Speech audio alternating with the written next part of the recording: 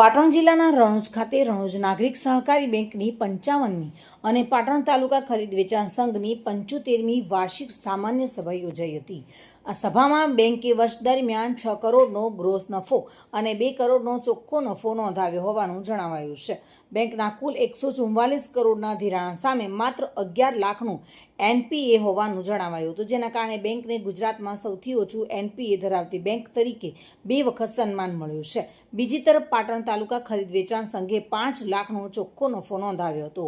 બંને સંસ્થાઓના વાર્ષિક અહેવાલો સર્વાનુમતે મંજૂર કરવામાં આવ્યા હતા।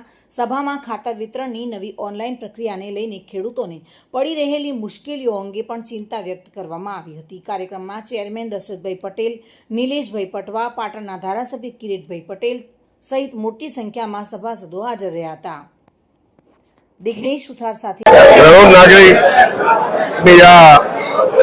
55મી સાધારણ સભાની અંદર રણોજ નાગરિક બેંકે ગ્રોસ નફો 6 કરોડ અને ચોખ્ખો નફો 2 કરોડ રણોજ નાગરિક બેંકે કર્યો છે।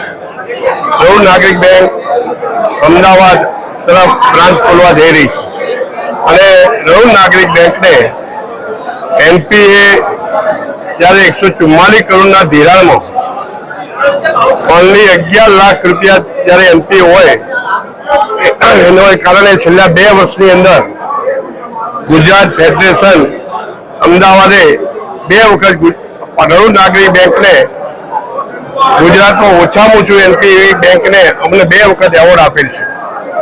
પાટણ તાલુકા ખરીદ વેચાણ સંઘ અને ચોખ્ખો નફો 8 લાખ રૂપિયા થયેલ છે।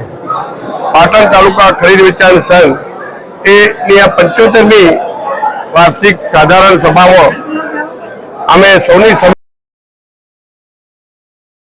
દિગ્નેશ સુથાર સાથે bureau report, today Gujarati news.